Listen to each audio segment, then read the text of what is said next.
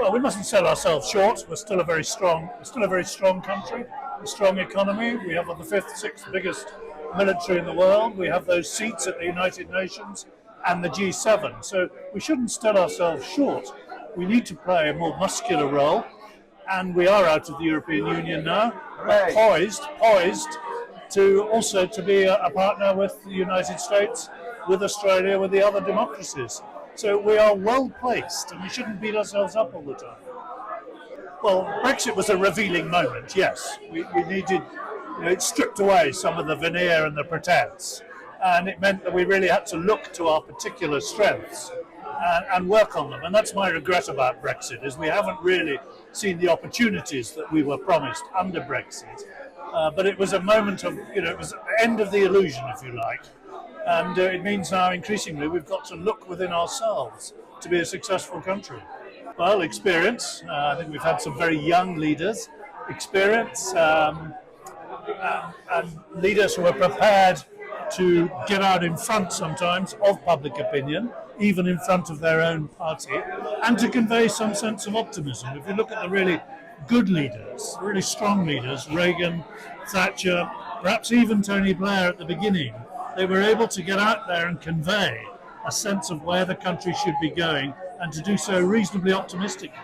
Can I pick you up on that, Michael Fallon? Because you said we've had some young leaders. We've got a very young leader of the Tory party right now. She's called Kemi Badenoch. She's 44. Is she cutting it as leader, and do we need to give her more time? Well, Andrew, only you would describe 44 as young.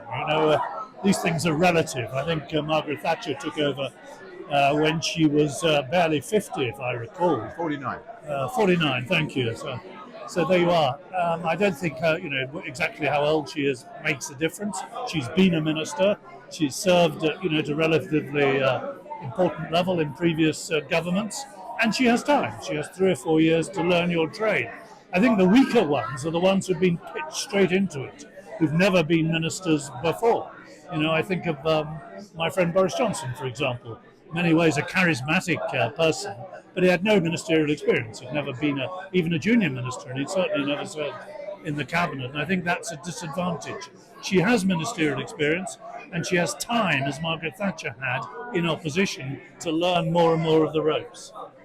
Can she learn it? Can she do it? I hope she can. Can she? Can she? We will see. Time will tell. That's a very, very diplomatic answer from a seasoned diplomat. Just finally, one of the subtexts of Mark's book is about the future of the Tory party. Is it in an existential crisis? Because it pretty much read like that from Mark's book to me. We go through these crises from time to time, and I'm old enough to remember times when we thought the SDP were going to sweep all before them. And the Tories were being marginalised. So we do go through these crises. We had a bad period in government where we didn't do very conservative things, and we've got to pick up from that. But it's not an existential threat. There are good Conservatives up and down the country, and it's up to Kemi now to rally them.